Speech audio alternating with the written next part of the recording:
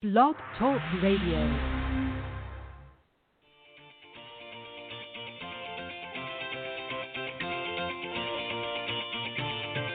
Good evening and welcome to Golf Talk Live. I'm your host, Ted Odorico, broadcasting live every Thursday, 6 to 8 p.m. Central from Panama City Beach, Florida, home of the world's most beautiful beaches. I want to take this opportunity to thank everyone for joining me on my weekly broadcast. Every week, I'll feature some of the best instructors, coaches, authors, and entrepreneurs in the golf business today. I begin with a great discussion on Coach's Corner, followed by an insightful interview with my special guest. So let's get started by introducing tonight's Coach's Corner panel.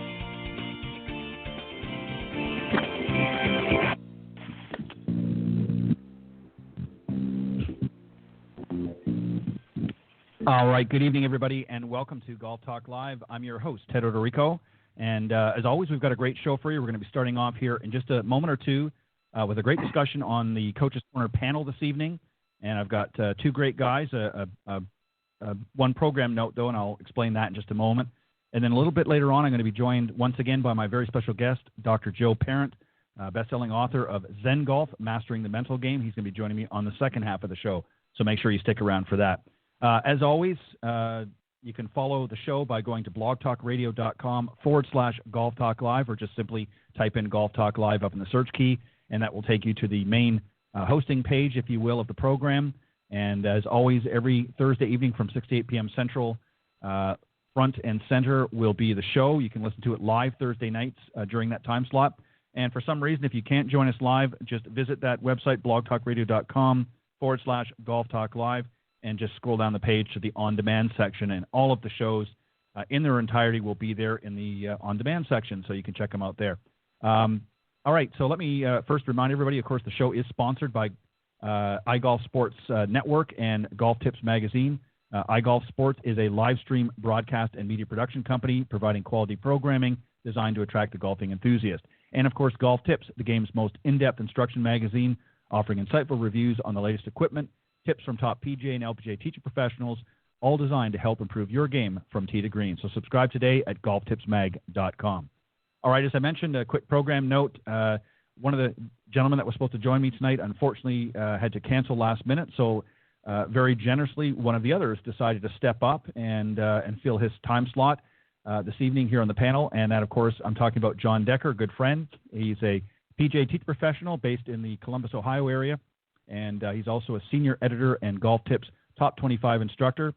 Back in 2015, he was the Southern Ohio Teacher of the Year. And prior to that, he was a head instructor at the Grand Cypress Academy in Orlando, where he worked under top 100 instructors Fred Griffin and the late Phil Rogers. He's also the author of Golf is My Life, Glorifying God Through the Game, which, of course, includes a Bible study. Has become a good friend is Paul Castor, one of the country's leading golf coaches, Golf Channel Academy lead coach, recognized by Golf Digest as one of the best teachers in New Jersey for 2017 and 18. He's also been honored by U.S. Kids Golf as one of 2017's top 50 kids teachers.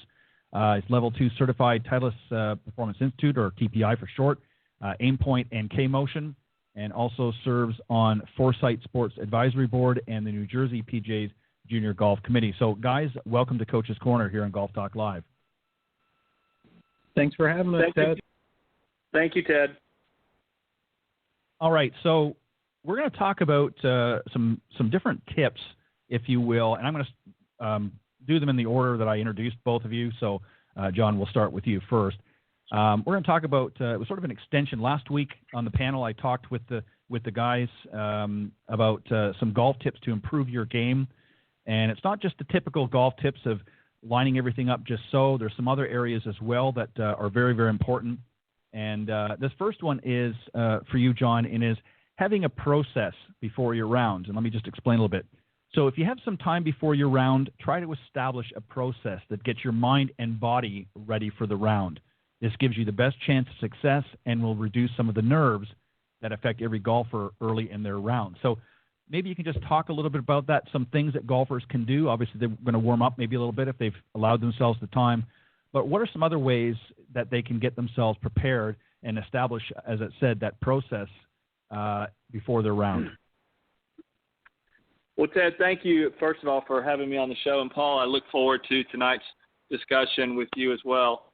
I think this is really an interesting topic to talk about, because one of the things that I encourage my students to do, obviously, is before they get to the golf course, is I like to, I encourage them, if they can, like if they're playing on a Saturday morning, maybe they have a 10 o'clock tee time, is to get up early, try to go out and take a walk, try to get your body moving, try to get in motion. If you can't go outside and walk, maybe you could do a treadmill or something along those lines.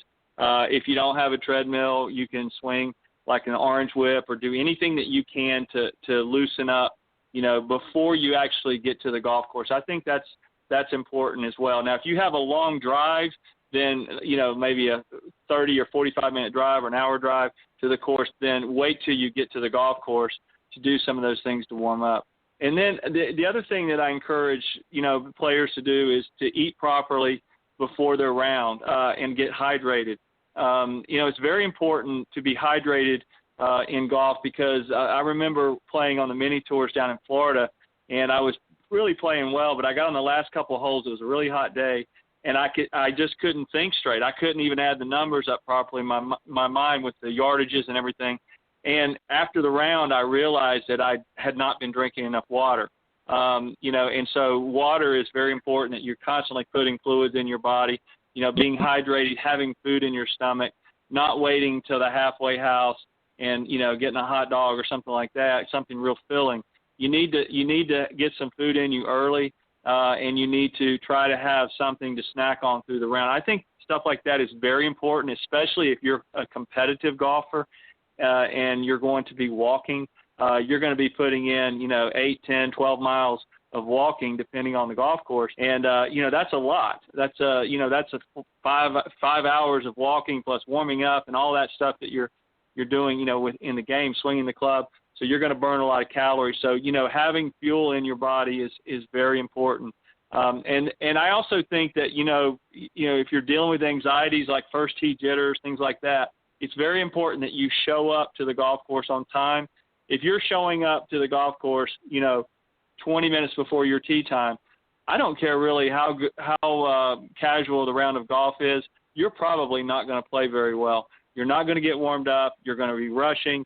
You're not going to be in a good frame of mind. So at a bare minimum, 30 minutes is the minimum. I like to show up anywhere from 45 minutes to an hour before my tee time. That gives me plenty of time to get ready, to get organized, and get out on the golf course. So those are some tips that would help really any player, competitive golfers, as well as just your average weekend golfer. Well said, John. Thank you for that. Paul, this is another area that I think a lot of, especially our amateur golfers, pros seem to have I think a little better understanding about this, but a lot of our amateurs, I don't think understand this, and maybe you can expand a little bit, but learning to control your breathing. I'm actually going to get into this a little bit more with my special guest, Dr. Joseph Parent, a little bit later, because he talked about that in his book, Zen Golf. But maybe you can just touch a little bit about this. A lot of stress is created, through the game of golf, and a lot of times it triggers certain things within our body. Our heart tends to beat a little bit faster, blood pressure increases, and even our mind begins to race. So there are things that make it harder to focus, and stay in the moment. So maybe some simple breathing exercises as an example. What do you think about that? Do you think breathing is and I don't mean just your regular breath, but obviously learning to regulate your breathing a little bit while you're playing? I think it's incredibly important. A couple of years I've been helping students with meditation and use a device called Focus Band.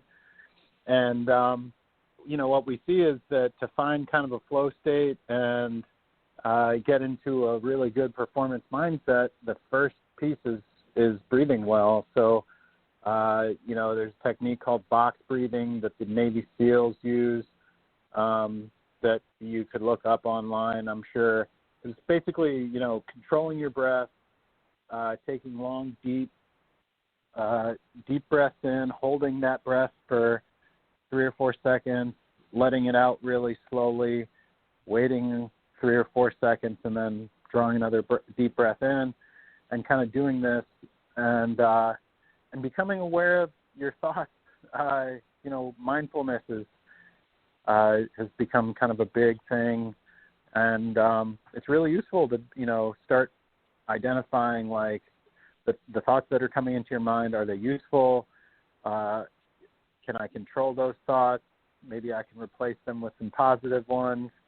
And you can put yourself in a positive mind frame, building some breathing into your pre-shot routine, getting into some of these practices in between shots, using them as maybe a reaction or a tactic for dealing with poor shots. All of that can really help players, whether you're competing or whether you're just trying to make the best out of your round of golf, on the weekend at the club. Exactly right. And, something else, too, that, Paul, that I think a lot of people don't realize, and you'd be surprised, I'm sure you guys have witnessed it as well, but you'd be surprised at, when the folks are actually hitting their shots, how many of them actually hold their breath. I always find that very interesting, because if you look at most of the top professionals out there, their breathing is done in such a way, it's really timed. If you notice that they're expelling or they're breathing out and capitalizing on that energy in their downswing, especially as they're hitting through impact. And a lot of folks, they don't realize that when they're sort of holding their breath because they're not breathing properly, they're actually losing power. So breathing is extremely important, and it's not just before the shot and after the shot, it's actually during the shot. So getting into good breathing pattern is definitely, at the top of the list as well in helping to become a better and more accomplished player. John, I'm going to work on the next one with you here, and there's really a lot of things that you can talk about, and it goes into a little bit what Paul talked about with sort of the mind game, and that is a lot of golfers make excuses. They all have a story about why they didn't hit the shot that they wanted to hit, and often includes placing the blame elsewhere. Well, somebody, 3 holes over sneezed in my backswing and it kind of threw me off. Or it could be the course or the clubs. And a lot of times it brings in that negative energy.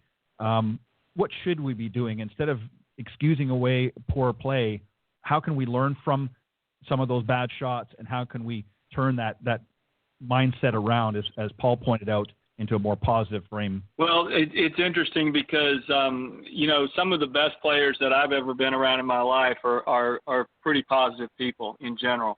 And, if I go out on the golf course and hit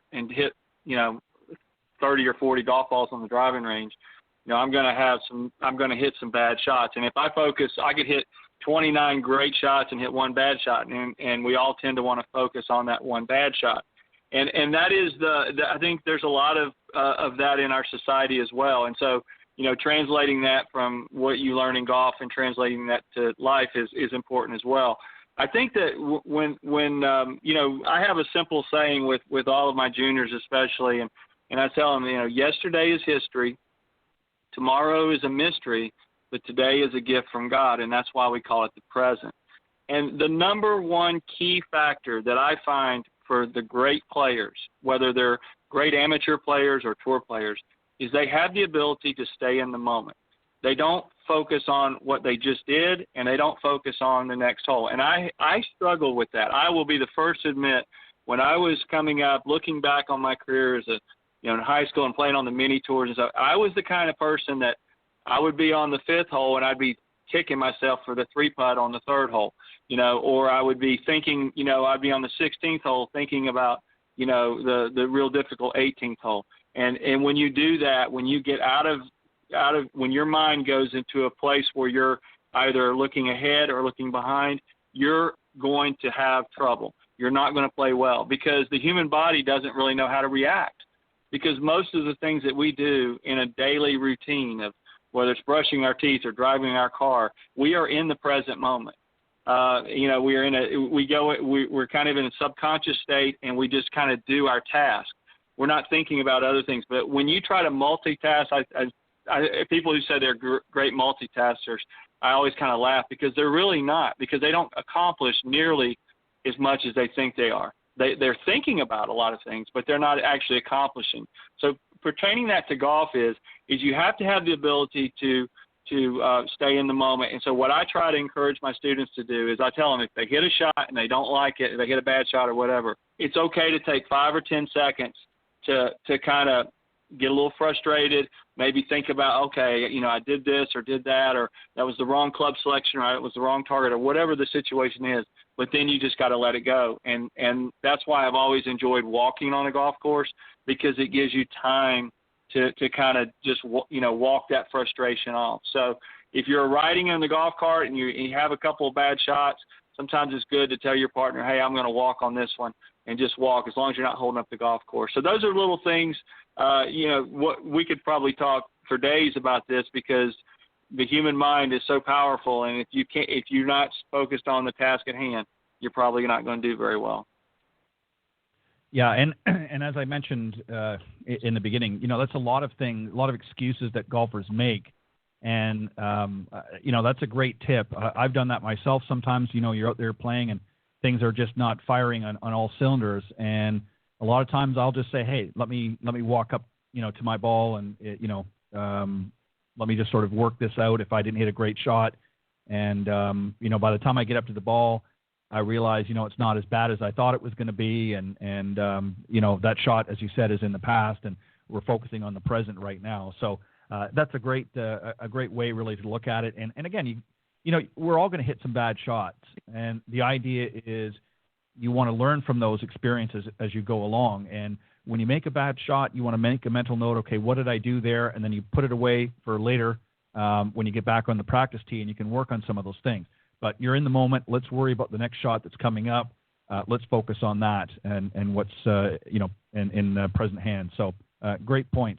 Paul, back to you. We're going to talk about setting goals. The best way to focus your mind on your complete golf game is to establish specific measurable goals. This is a great way to motivate yourself, track your progress, and, of course, stay focused on your path to becoming a better golfer. This is one I guarantee probably 85 to 95, if not 99%, of all high handicap or amateur golfers do not do, and that is really set goals.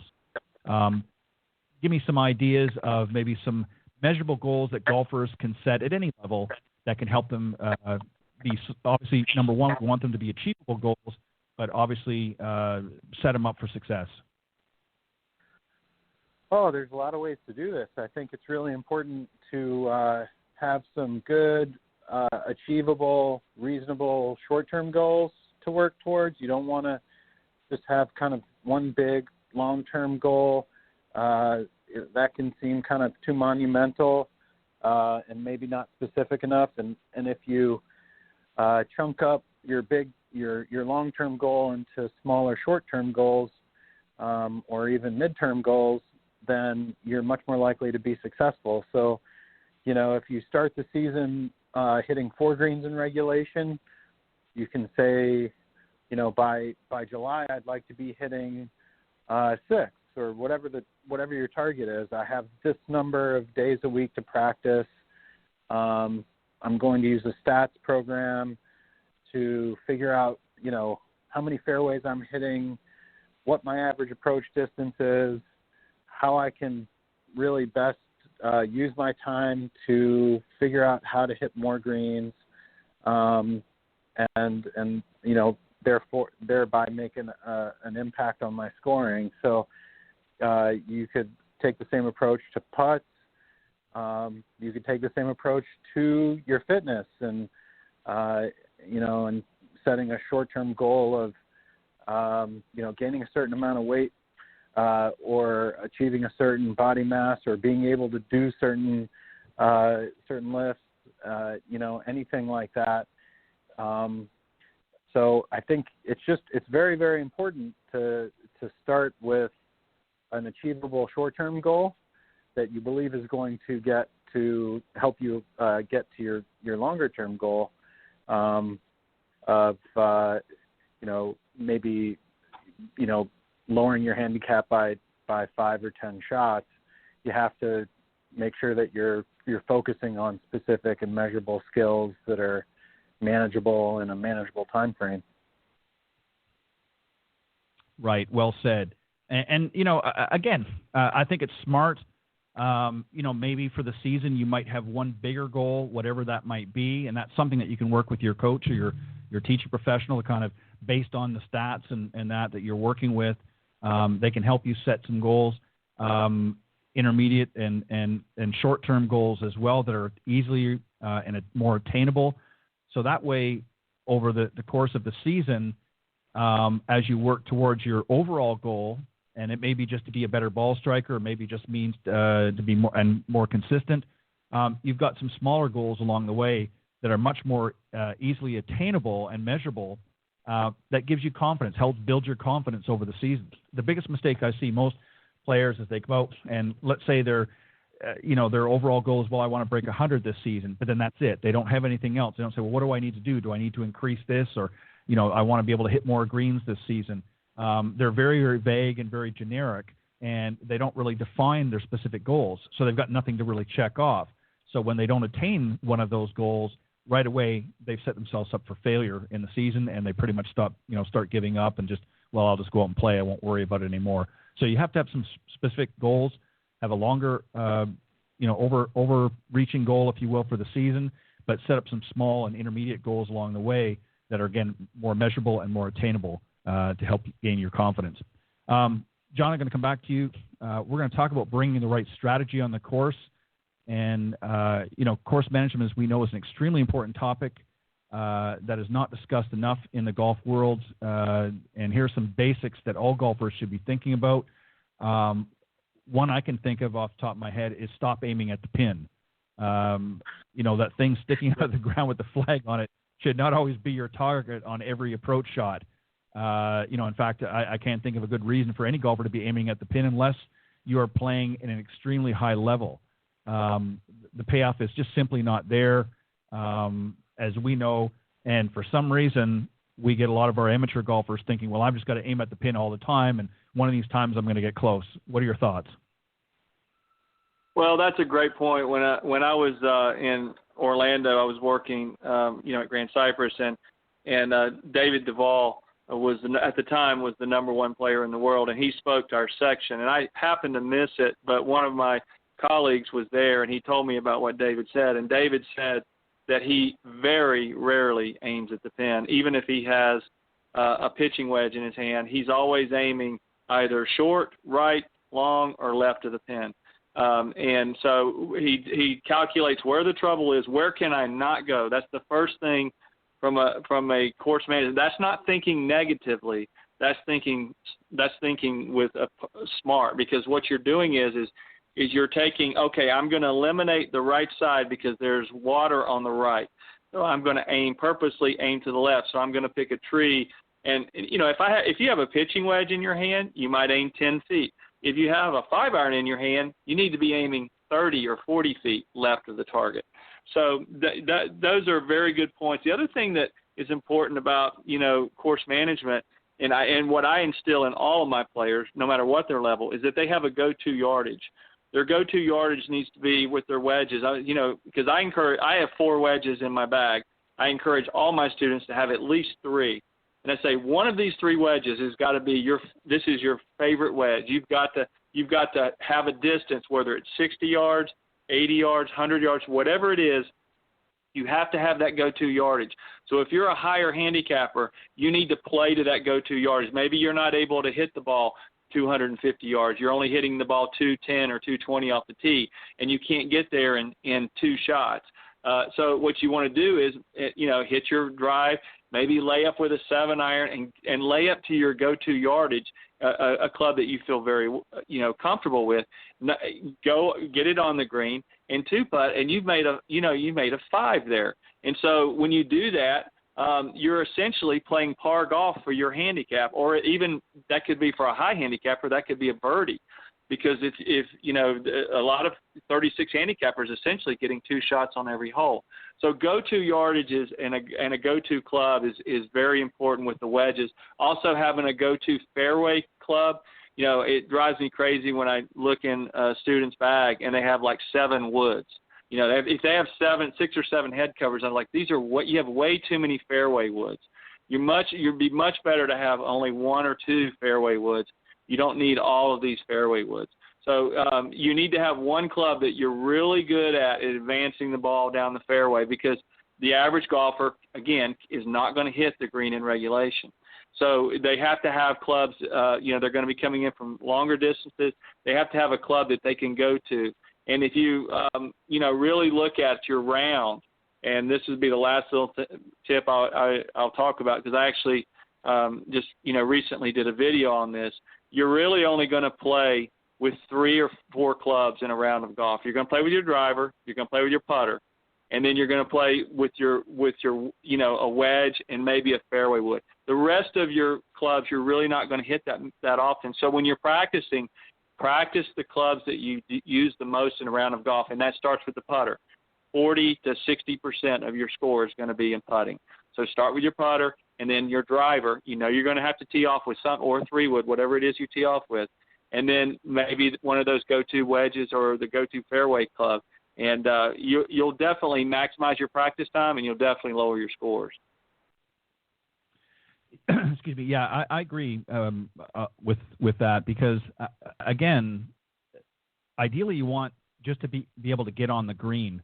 Everybody's always talking about they want to reduce the number of double bogeys and triple bogeys that they have, and more often than not is they're trying to be too aggressive on their approach shots, and they just don't have the skill level to dial it in there. And most often on most courses that I've played on, they tend to put the pins in a spot that doesn't give you a lot of room if you are firing at it. So I always say, play for the fatter part of the green, because most people, if they've been working on their putting, they can get up and down in 2 on the putting surface.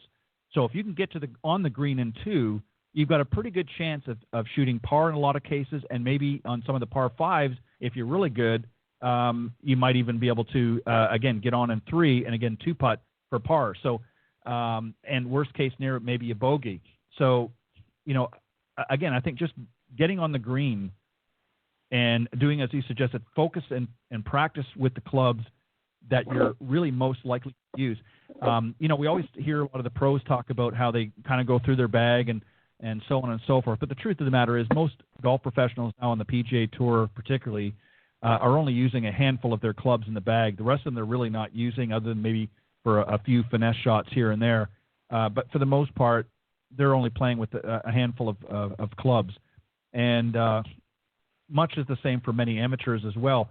So you really want to make sure that you get stellar on those shots and get out and practice on the putting green, get out and practice with your wedge and whatever your go-to iron is, to advance the ball down the fairway, as John said, and, of course, your driver. Paul, I want to talk about the other end. We talked a little bit about aiming at the pin. Playing smarter tee shots is another one. Understanding when to be aggressive with the driver or to choose a more conservative club choice based on the hole is probably one of the best golf tips that I can think of, because that's where you're starting each hole is from the tee box. And if you don't hit off a good shot there, then the hole ends up sort of collapsing on itself. So give us some tips and maybe some good advice, if you will, for starting things off properly on the tee box. Well, I think it's important to know, that the best players in the world, their dispersion with a driver is, 60 yards wide. So that means that players who are hitting it, 290, 300, the window for their driver is almost 2 fairways wide. They know they can hit the ball somewhere inside that window. So one of the things that I really encourage a lot of my students to do is develop, a real trust in a good 3-wood that they can carry and hit on tighter holes, because you just shouldn't hit a driver except on holes where there really is no trouble, where the hole's long and you really need the distance. But the rest of the time, you're so much better off playing from the fairway from a scoring perspective. So, being able to pull that 3-wood out and really trust it. I remember a story, I think Jack Nicklaus wrote in Golf My Way, where he played the PGA at Kemper Lakes in Chicago, and he said that he hit his first tee shot out of bounds. He hooked it OB, and that was not something normally he did.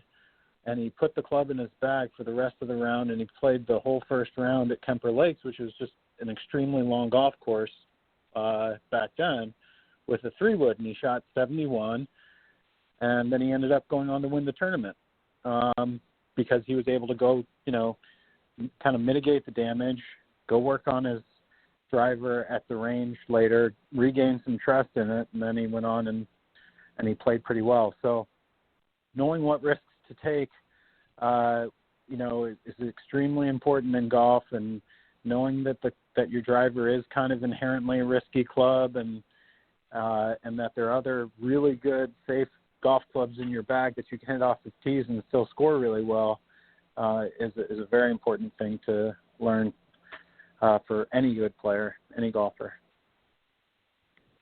Yeah, and a great point, Paul. The thing is that a lot of folks out there tend to think, well, I've got my driver in the bag, so I've got to hit driver all the time off the tee. And, of course, I'm not talking about the par threes, but, in their par fours, par fives, and yet they've just come from the practice tee and they haven't hit it very well. So why would you want to pull a club out of the bag that you're not hitting with confidence and start your round off with that? Ease back and get a club that you're going to hit successfully. Maybe it might be a fairway wood. It might even be a low-numbered hybrid, maybe a 3 or 4 hybrid, just to get you down the fairway and keep you in position. And then as you pointed out, Jack did in his tournament, is he left that club in the bag, went and worked on it after the round on the range, and then, of course, regain that confidence. A lot of amateurs will keep making the same mistake over and over again, and it just does not make a lot of sense.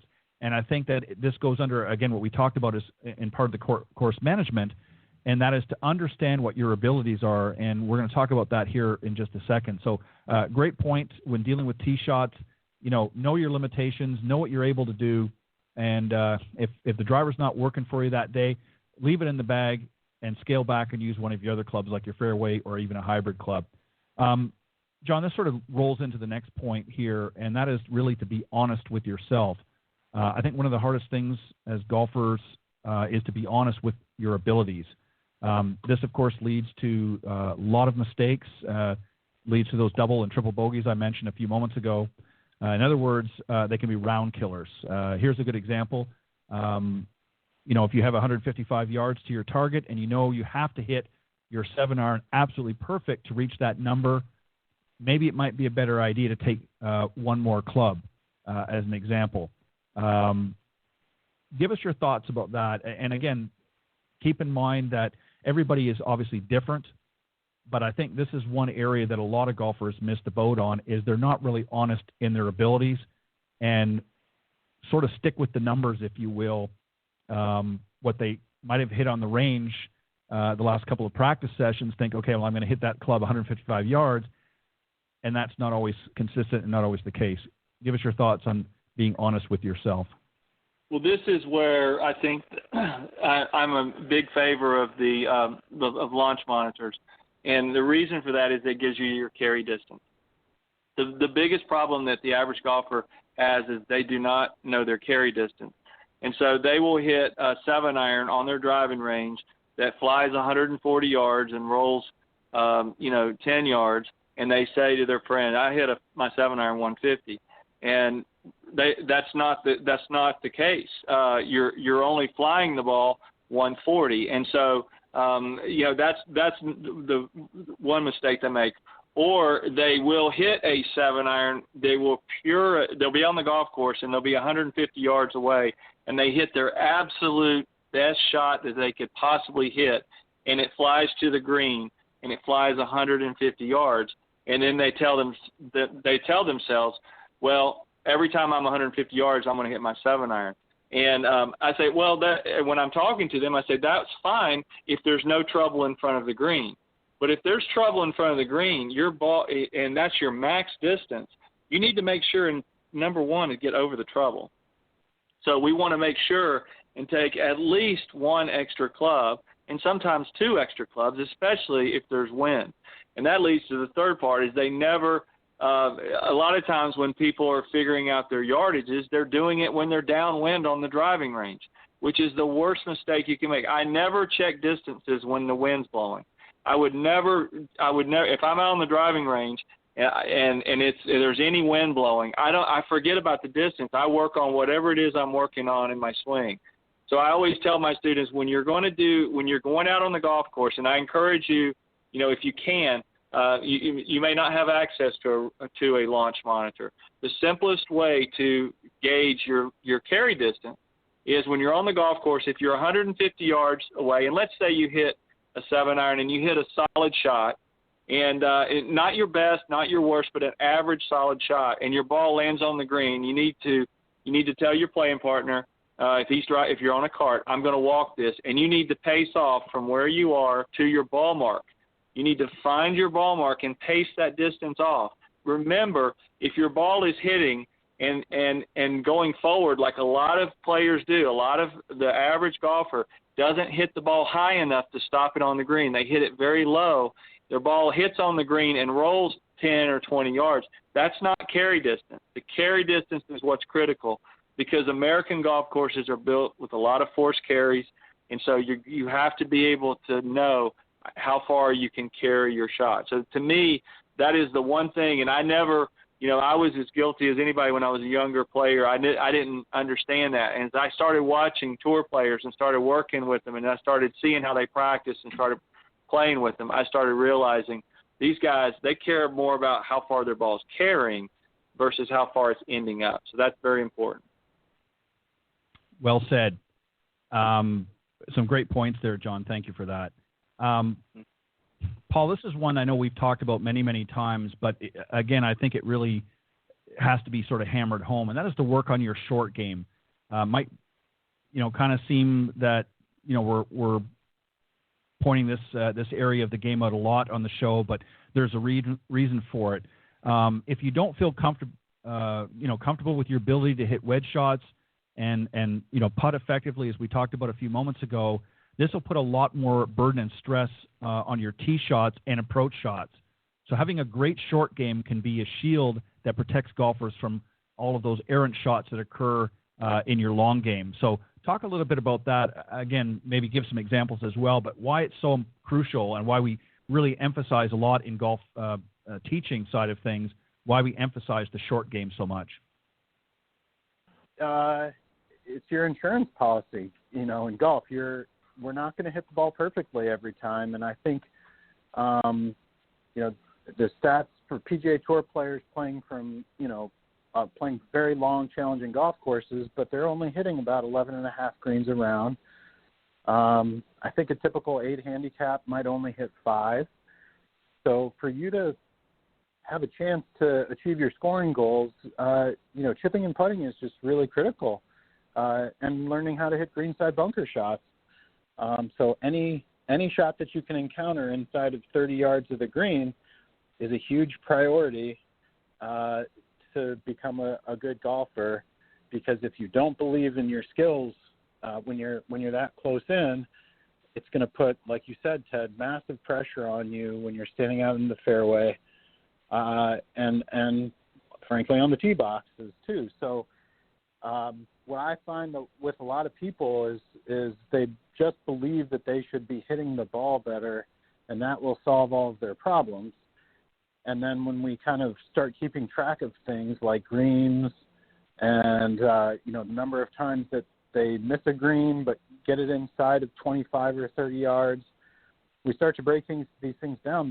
They're actually hitting the ball way better than their skill level, but they're wasting lots and lots of shots, putting, 3-putting far more than they should, and not being able to chip the ball close. So you can really increase your enjoyment, and there's a lot of creativity in learning how to use a wedge well, and getting the ball, within 6 feet of the hole from just about any position. I love spending time in a short game area and trying to hit all kinds of different shots and master that, and it isn't nearly as taxing. You don't feel worn out. It's a lot of fun. There are a lot of fun games and drills that you can do.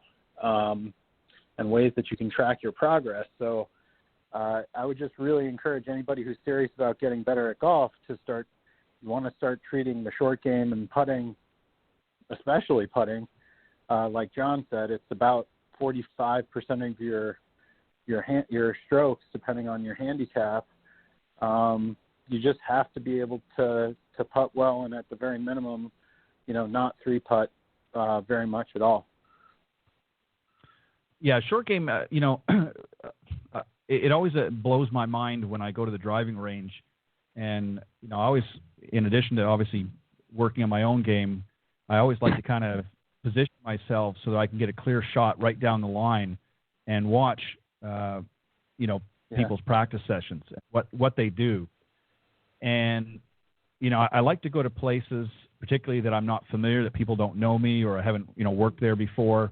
And, so that way they don't know that I'm really watching them as an instructor.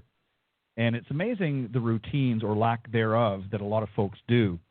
And, they'll get out there and they'll hit one or two shots, and then they're over there looking on their iPhone and they're texting or they're doing whatever. Then they'll go back and hit one or two shots, and then they'll find something else. And, there's no rhyme or reason or any sort of, reasonable routine for their practice sessions. And then after they've hit a half a bucket or even a bucket of balls, then they might meander over to the putting surface and hit a few putts. And in some cases, if they're playing that day, then they'll go out and play. And it's interesting because sometimes, you'll see some of these guys come back in after their rounds, and they're, I can't figure out why I wasn't putting that good today, or I just wasn't hitting my irons very well, or I wasn't chipping very well. And I have to bite my tongue sometimes because I feel like grabbing them by the shirt collar and saying, the reason you're not doing very well is you didn't practice any of those things. And that's why you're struggling. And this comes to this point, John, that I want you to sort of wrap us up with. And Paul touched a little bit about this in one of the earlier parts of the discussion, and that is analyzing your stats. One of the great features of some of this advanced stat tracking devices out there like Game Golf is that they can start to reveal tendencies in your game, and you can change your strategy on the course accordingly. So are you much more accurate with a 3-wood off the tee with a driver, as we suggested earlier, or do you have a tendency to miss your approach shots to the left? Are you not taking enough club into the green? So there's a lot of different information that we can get from our stats and use that information to maybe put together a more effective practice session. So maybe touch on that a little bit, the importance of stats, what we can learn from them, and then how we can then incorporate what we learn into a more sound and solid practice session. Well, this is a part of the game that's very important, because going back to what you were talking about earlier, what Paul was talking about earlier with the goals and, objectives, and to me, it all starts with stats, looking at your game as like a business, just like you would if it was your bank account. And so what I do is the first thing I look at is fairways. Am I hitting the fairway? I then look at, and you may not have access to know exactly how far you're hitting it, but if you can gauge and write down, it's great to keep a kind of a journal or whatever, especially if you're out practicing. This is not something I would do in a tournament, but, you can kind of get an idea, marking down your yardage. But I look at fairways, I look at greens in regulation. Am I hitting the green in regulation? And for those of you who don't know what that is, that's on a par 4, you're hitting it in 2 shots. A par 3, you're hitting it at 1 shot. And a par 5, you're hitting it at 3. So that's the greens in regulation is a stat, and that's a direct reflection of your ball striking. Then I have all my students count your putts. How many putts do you have in a round of golf? Because if you have 45 putts or 40 putts, there is nothing on the tee that I can teach you that's going to fix that. 45, that is like hitting, 8 or 9 balls in the water, because a 3-putt is a 1-shot penalty. So I said, until you get the putts down, we're not going to work on your full swing. We got to spend our time on your putting. So that's another big. Your up and down percentage and your sand percentage. Those are the stats that I would always look at the end of my round. I would always go and I would recap in my mind, and I would write them down, and I kept a journal, and I would start looking at the trends. With the other thing that the tour players now are looking at is proximity to the hole. And, I always ask my students, when a tour player is 100 yards from the hole, what's the average distance they hit it from the hole? And I get, 4 feet, 3 feet, 2 feet. I had one lady tell me 6 inches. And I just looked at her. I couldn't believe it. But I said, no, they don't hit it that close to the hole. They're averaging about 20 feet from the hole. So they're not hitting it in there as close as you think. What you're seeing on television is you're seeing the highlights of all the players who are the best players in the world hitting these great shots. But on average, if you take the average of those, the distance from the holes, they're not always going at the pin like you were talking about earlier. So all these stats, it's important if you can start keeping your stats, and then there's all kind of information on the internet where you can go and start looking at the averages of what the tour players do. And you start getting an idea of what the average tour player does and where you kind of rank, with them, and where, and I don't expect the average golfer to rank like a tour player does in driving distance. Okay, that's probably not realistic for the average golfer. But there's no reason why the average golfer can't rank with a tour player in putting, because there's no reason why you can't be a great putter if you're a 12 handicapper or a 15 handicapper. So, those are ways that you can say, hey, this is where a tour player is, and this is where I am. And the best example I've ever seen was in 2000 when Tiger essentially had all 4 majors at once, going back to the year prior. And he was averaging 15 greens in regulation, and he was averaging 28 putts. It doesn't take a rocket science to figure out that's going to be a lot of low scores, and that's why he won all those majors. And so I look at my goal when I go out on the golf course, my number one goal is I want to have 30 putts or less. That is my number one goal. And so if I can do that, if I don't 3-putt, 3 putts are penalty shots. If I 3-putt, I hit it in the water. That's the one thing I can control. I may hit it terrible, but I want to putt well, because I know if I putt well, I'll keep my score down as low as possible. Yeah, that's a great point. And, just to touch on Tiger for a little bit, for a second, something that a lot of people don't realize, and if you go back to that earlier time in Tiger's, game, you really analyze things. He was not the most accurate off the tee. A lot of times I can remember at many tournaments he would find himself hitting his second shot out of the rough, or sometimes in some really extreme cases, he'd even actually be in an opposing fairway. So he was not always the most accurate off the tee, but he was a master at recovering from those positions.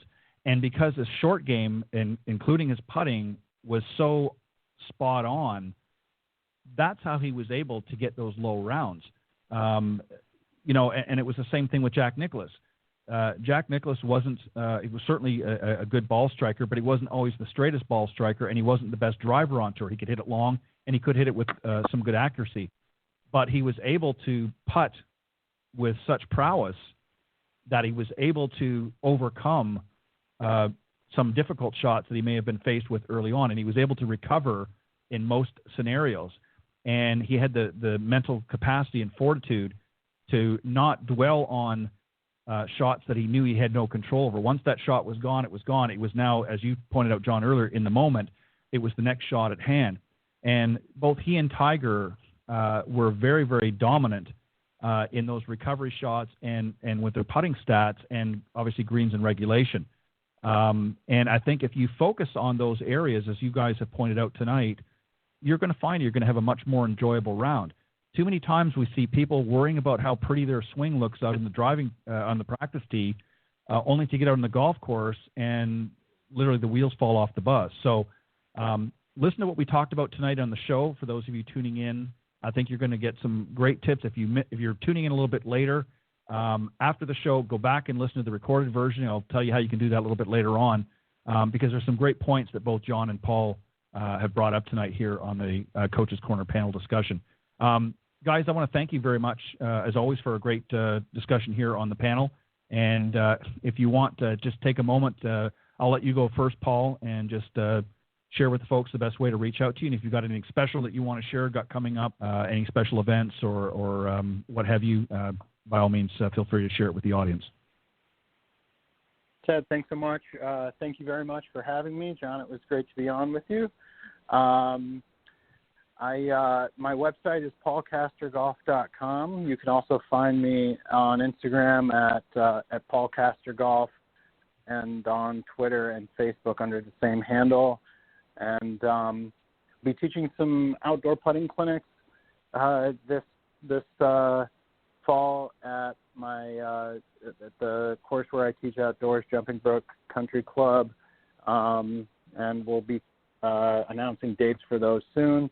But just going to finish off the summer here and take a little bit of a break, and then do some putting instruction this fall. So thanks again, Ken. I appreciate it. As always, Paul, thank you very much for your thoughts and input into the discussions. And John, what about yourself? The best way to reach you and anything that you want to share? Once again, Ted, thanks again for having me on the show. And Paul, I really enjoyed being on with you as well. I thought the show went really well. I'm in the Columbus, Ohio area, so if you're in this area and you want to do any lessons, feel free to reach out to me. I'll give you that information in a second. I also can do online lessons, so if you're not in the Columbus area and you would like to do online instruction, I have some packages with that as well. You can find me at John Decker Golf Instruction, and my first name is spelled Jon, John Decker Golf Instruction. I'm on Facebook, Instagram, Twitter, LinkedIn, and YouTube. And I'm also writing now with Golf Tips Magazine. I want to thank Ted for this opportunity. And I have doing instructional articles and videos for the website, and I also have a feature called Fairways to Heaven, which is that's in each issue, which I've been really excited about writing. I'm also, if you're interested in my book, Golf is My Life, Glorifying God Through the Game, it's available on Barnes & Noble, Amazon, and Walmart.com. And I'm available for speaking engagements. And if you're looking to launch a Bible study, you would like to do a Bible study, I've had 13 of those across the United States, and I'd love to come to your area and launch one. But Ted, thanks again, and Paul, I enjoyed it. All right, guys, thank you as always. I appreciate your thoughts and input into the program, and continue to be safe out there. And we're very, very fortunate with this game that social distancing is kind of built into golf, so we've been very, very fortunate. But certainly our thoughts and prayers go out to those who are currently struggling right now. We hope that you'll pay attention to your local leaders and just be safe. And if you aren't an avid golfer, but maybe you've thought, well, there's something I want to do, and maybe I want to give myself a chance, these are two great guys that you can reach out to, and by all means, definitely hit them up. John and Paul, thank you again for filling in tonight John for filling in for John on the Coach's Corner panel, and Paul, thank you as always as well. And I'll see you guys next time. Thanks, Ted. Good night. Thank you. All right, good night. All right, that was John Decker, as I was trying to stumble on my words, for filling in for John Hughes tonight, who was originally scheduled for the Coach's Corner panel, and unfortunately he had to cancel last minute. So John Decker very graciously filled in, and once again, thank you to Paul Castor as well for some great insight and thoughts into the panel discussion. All right, before I introduce my very special guest this evening, let me just remind everybody that, of course, Golf Talk Live is sponsored by the iGolf Sports Network. iGolf Sports is a live stream broadcast and media production company providing quality programming designed to attract the golfing enthusiast. And, of course, it's also sponsored by Golf Tips Magazine. Golf Tips, the game's most in-depth instruction magazine, offering insightful reviews on the latest equipment, tips from top PGA and LPGA teach professionals, all designed to help improve your game from tee to green. So subscribe today. Go to golftipsmag.com, and all of the information is there to subscribe. And also feel free to check out the website. There's some great videos and tips and other great things on golftipsmag.com. And also check out our YouTube channel. Go to youtube.com/golftipsmag and check out some of the great video instruction on there as well. All right, as I mentioned my very special guest, he was on just a little over a month ago, actually a month and a half ago. Dr. Joe Parent is a renowned expert in performance psychology and has coached the mental game in golf, business, and life for over 40 years. Dr. Parent has worked with major champions, many other top golf professionals, and amateurs at every level. He has the singular distinction of coaching both man and woman, Vijay Singh and, of course, Christy Kerr. to the number one spot in the world golf ranking. And Golf Magazine honored Dr. Parent in their list of top mental game experts in the world. And he is a best-selling author of Zen Golf, Mastering the Mental Game. Please welcome back my very special guest, Dr. Joe Parent. Hey, Good evening, Ted. Joe. Welcome. Great to talk to you again. Great to talk to you. Well, thank you for coming back on. And as always, we're going to have lots to talk about. And I appreciate you giving of your time. Well, I always enjoy our conversations, and I also want to thank you for inviting me to contribute to Golf Tips magazine. I think my article is going to come out in an upcoming issue. Yes, it is. Actually, I'm going to be reviewing. I actually just got the first proof back from the designer and copy editor as we speak, and I'm going to be looking at it over the weekend. But yeah, that's right. You do have a great article that's going to be featuring in an upcoming issue of Golf Tips magazine. I'm very, very excited for the readers to be able to check that out. We can talk a little bit about that in a little bit. But I did want to talk about a little bit about Zen Golf. I know that you've talked on many, many other shows, and of course it's a great book that you put together. And I want to talk a little bit about that. How did that come about? Let's get right down to brass tacks. How did that book come about? When did you decide to write that? And what was the thought process in your mind in putting that book together? Well, when I started coaching, I decided that I was going to write magazine articles like the one I did for you, 2-page magazine articles.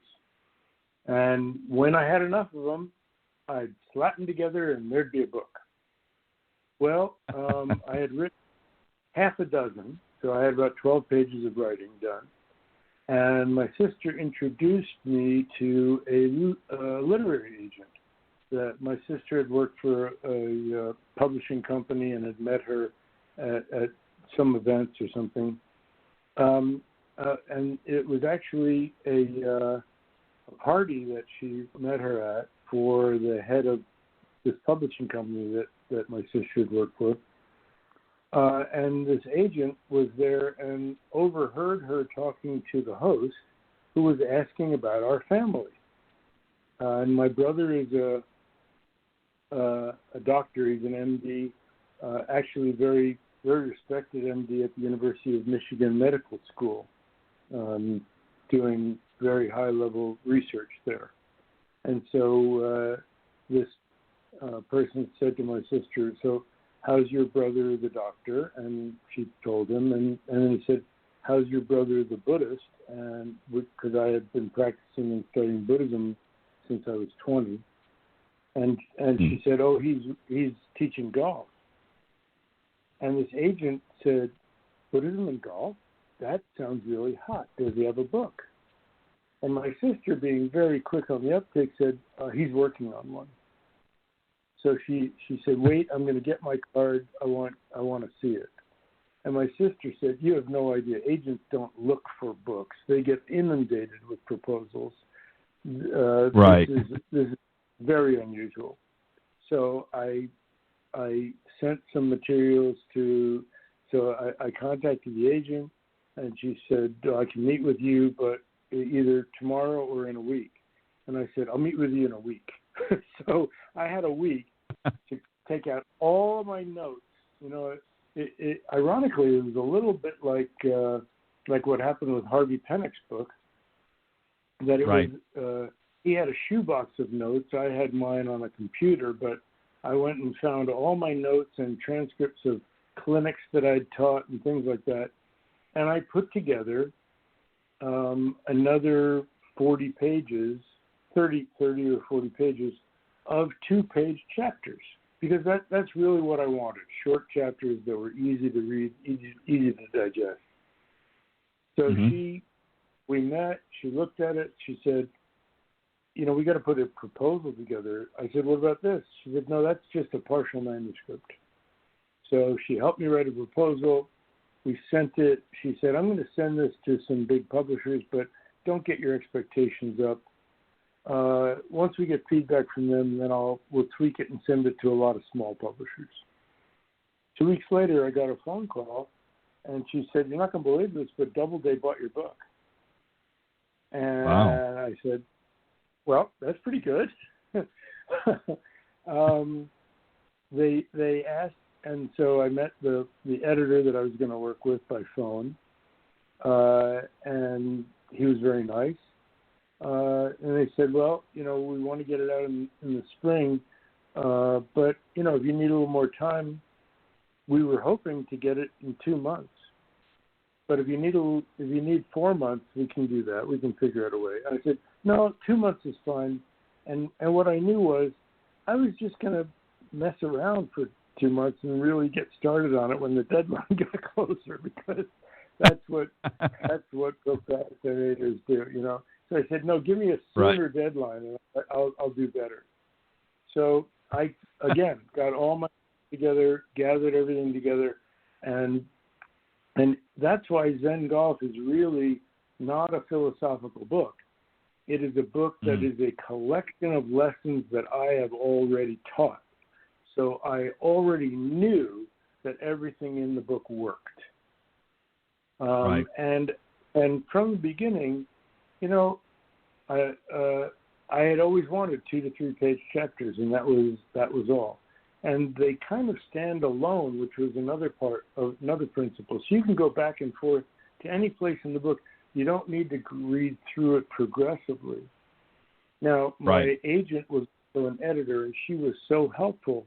It was peppered with quotes. The first draft was peppered with quotes from golfers and coaches and all that. She said, "Why all the quotes?" And many golf books are like that. And I said, "Well, it validates what I'm saying." She said, "Isn't what you're saying valid?" I said, "Yeah." Right. Then why do you need to validate it? And she said, "They're buying the book to hear your voice, not to hear you quoting other people." So I said, "Oh, pretty good." Now, I didn't take all of them out, but maybe 3/4 of them. And she was absolutely right. It's the best. And then we talked about it, and we decided it needed to be in the publishing industry, they have something called evergreen, which is that your book isn't dated. So my book came out in 2002, but I didn't have stories of the 1996 Masters and the 1998 PGA Championship and the 2000 US Open, no dates like that. So that's why I've been very honored and blessed that it is still a top seller after nearly 20 years. And I have a group of students that I started with this year, none of which were born when Zen Golf was written. Wow. A whole high school players, none of whom were born when Zen Golf was written. So that's how it came about. Now, I have another interesting piece of the story. One is that when I submitted the manuscript, the editor said, "You have a bunch of chapters in here that don't mention golf." I said, "I know. I'm talking about breathing and mindfulness and perspective and sense of humor and, things like that." And he said, "Well, we are trying to sell a golf book here. Would you mind adding, a little bit?" So if you read Zen Golf, you will see some chapters. Sometimes it's the first paragraph, sometimes it's the last paragraph, sometimes it's in the middle, but there's just one paragraph that says, "and in golf." So if it starts that way, that I added it in for the publisher. Now, the other thing is, it was originally going to be titled Enlightened Golf. And the sales team said, "It's a little soft for us. Would you call it Zen Golf?" And I said, if you won't sell it unless I call it Zen Golf, I don't care if you call it Upside Down Golf. I'll call it whatever you want. Just sell it. I want people. I don't want a book that has my title but nobody sees it. So, so they said, "Well, you need to write a couple more Zen stories or find a couple more Zen stories." And here's the exciting thing: the truly signature story of the book, I added in when they titled it Zen Golf, and I created this Zen style story, and it's the story of the clay statue which you have to read to get the punchline of. But it's the story of the statue, and that is the signature story of the book, as it turned out. So those are all the things that happened on the way to publication. Now, one more thing. The cover has a quote from Vijay Singh. Mm. And that came about because I sent copies to every pro that I knew, and his wife got the copy. He was already out on tour, and she loved it and called the publisher, said, you have to send a copy to Vijay out on tour.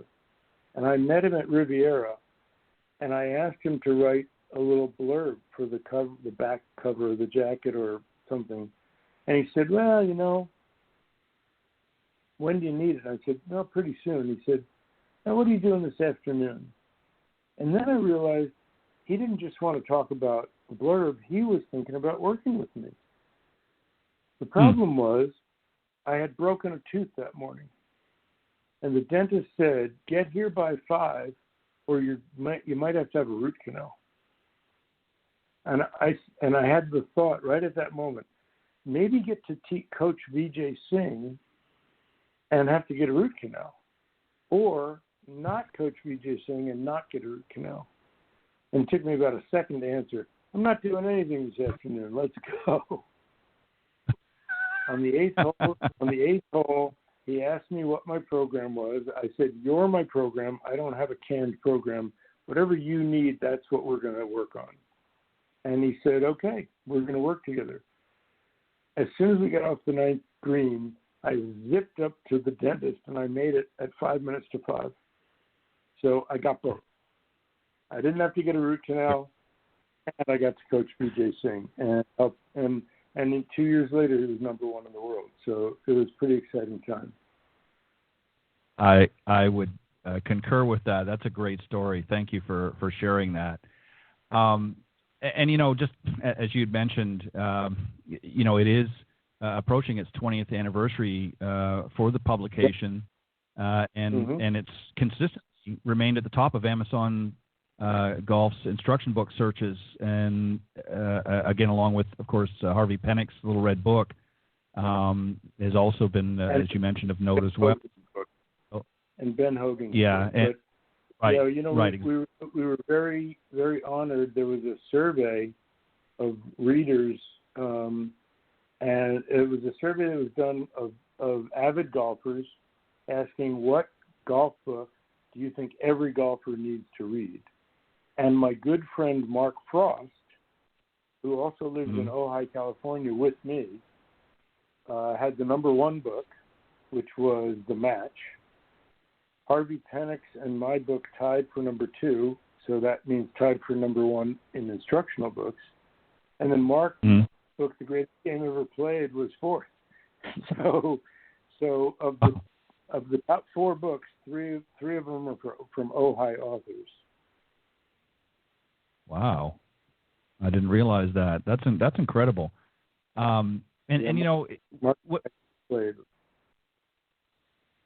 Right. What's really interesting, and I want to ask you this about.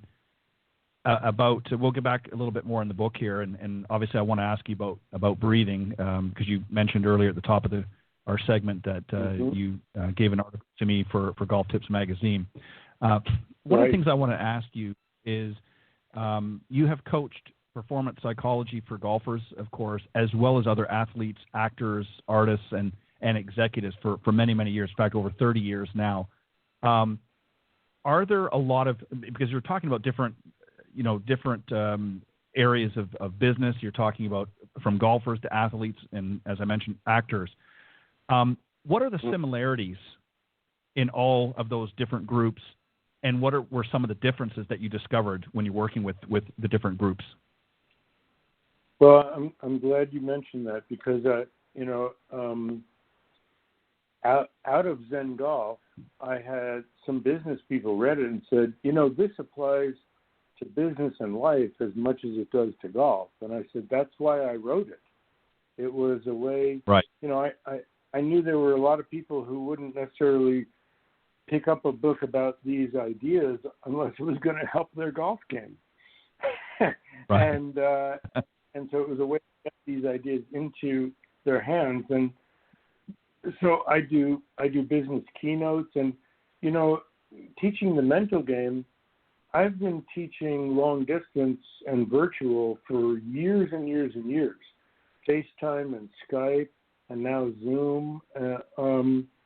So this isn't a new reality to me, this virtual reality. So I'm doing business keynotes virtually because nobody's having in-person conferences now. They're all virtual, but I can give my talk through Zoom or Skype or any of the platforms, meetings, whatever it is, and it has the same impact as being, and sometimes even more, as being in the room with a whole large group of people. So I do business keynotes and training programs and individual executive coaching, and the reason people see it as very similar is Zen Golf and my teaching is structured around what I developed called the PAR system or PAR approach. PAR standing for preparation, action, response to results. In every situation, you have a beginning, a middle, and an end. You have your planning and your preparation, and you have it before a golf shot. You have it before any other sporting event that you're going to take part in. You have it before you go on stage as an actor, and even more important, before you go in for an audition as an actor, before you start work as an artist in any modality, and for business, before you start a meeting, before you start a project, before you get to work on anything that you're doing.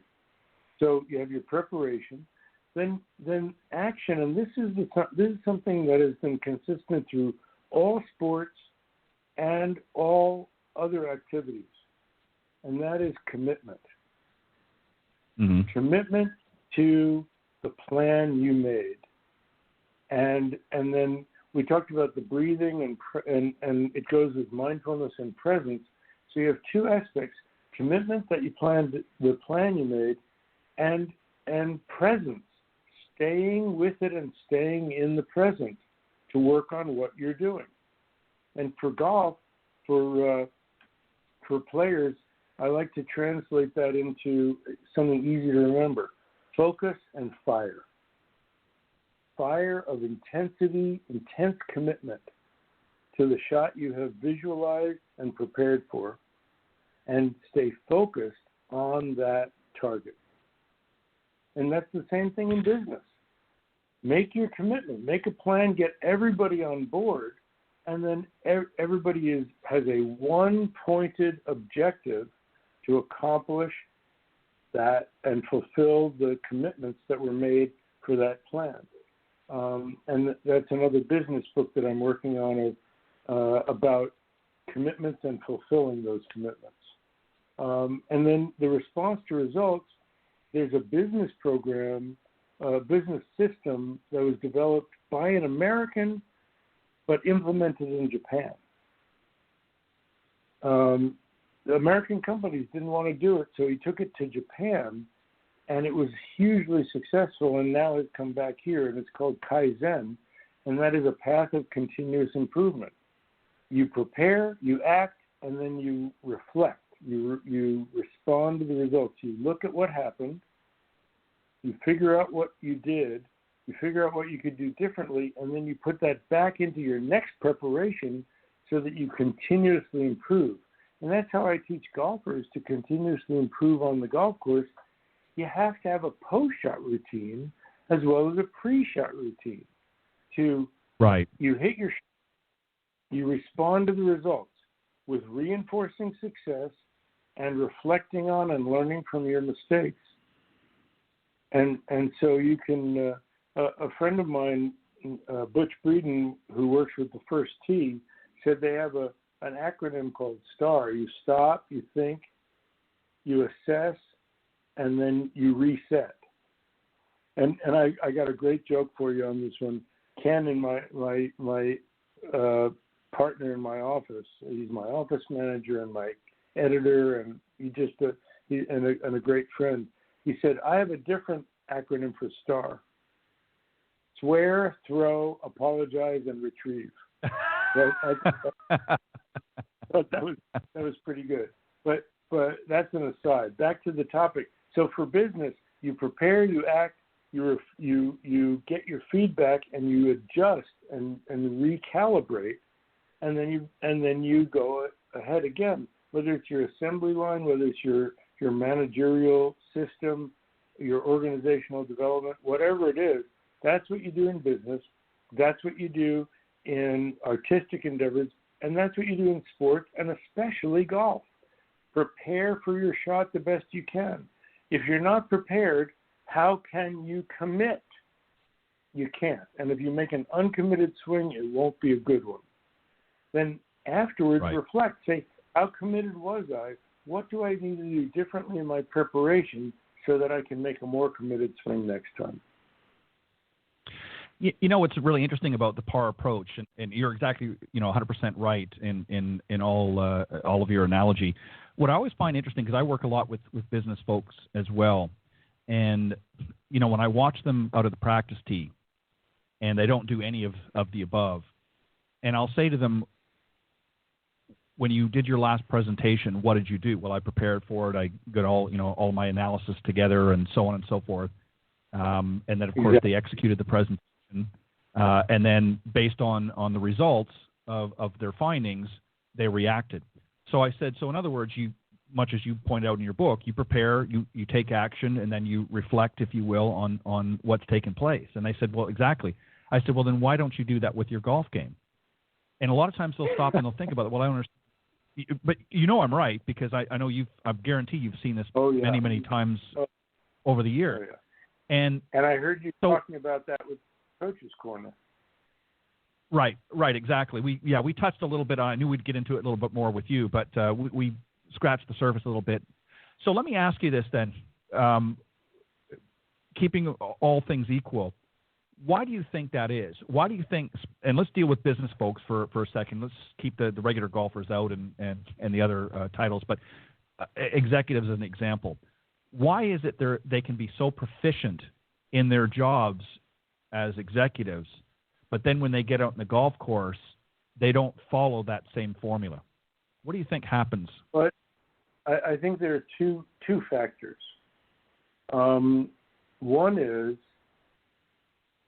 the golf course is an escape for them, and they don't want to do things the way they do in business because that's work play. Right.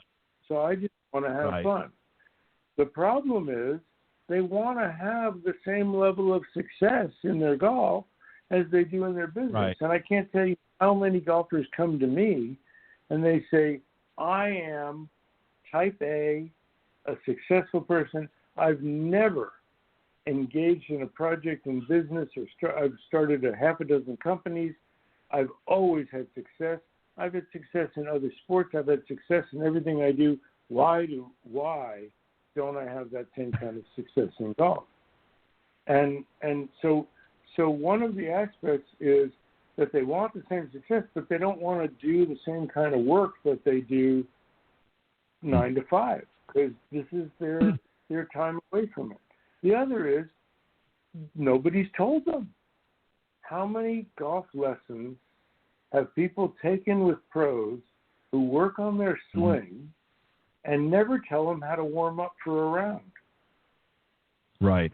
Maybe and rarely even tell them how to practice to get better at their swing. They'll give them a couple drills and say, go do these drills. But they don't give them a schedule. In working with some pros, I've told them, and this is actually enhanced their income stream, and that is schedule sessions, groups of 3 or 4 golfers for supervised practice. Yeah. Not really a lesson. They only pay 1/4 of the fee of a lesson, and you get your hourly rate, but you just pop back and forth from one golfer to the next and tell them what to work on in their lesson.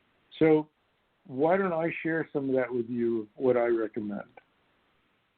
Okay. First, there are two different things. There's practice and there's warm-up while you're warming up.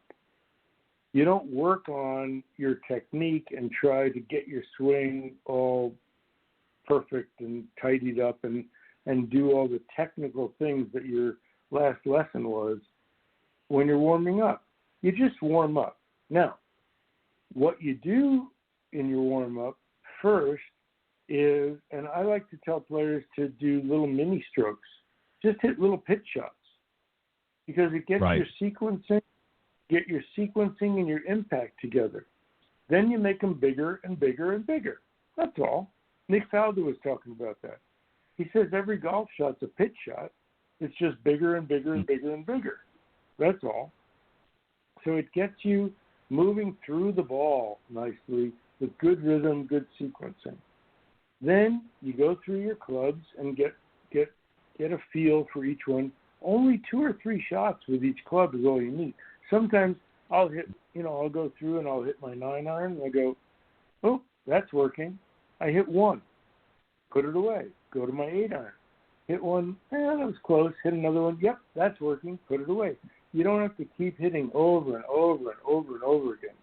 Go through your clubs, and you can either go through like a pro does of every club, or what I do usually is every other club, and then hit a couple pitch shots. But now you've done your warm up, okay?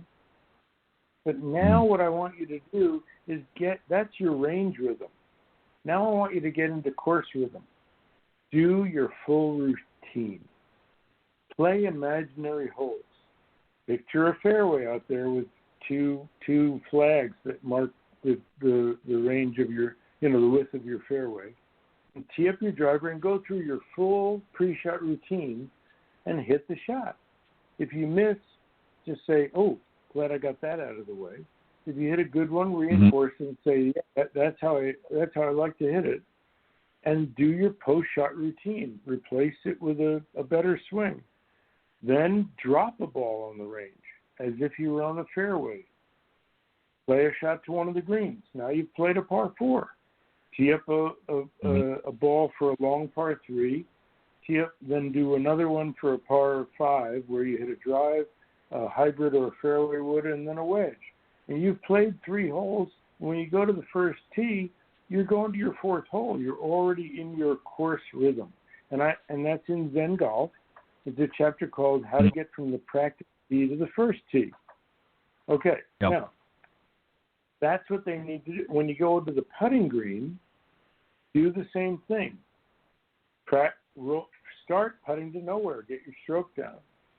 Then putt some long putts. Get a feel for the pace. Then roll a couple of short putts, and then take one ball and play 3 holes where of different lengths, where you'd go through your full routine and try to 1-putt or 2-putt all the 3 holes. And then you're ready to go. That's your warm-up. When you practice, separate out, again, skills practice and performance practice.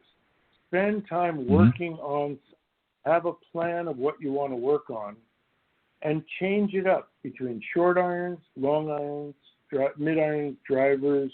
Go back and forth among them, but work on skills practice. Get a feel you want. Then do performance practice. You can play 18 holes on the range in your practice as practice, just like I described. And for putting, the same thing. Separate out. Work on your stroke, work on pace, then work on reading. And have a plan of what you're going to work on, and spend at least half your time, if not 3/4, on everything inside 100 yards.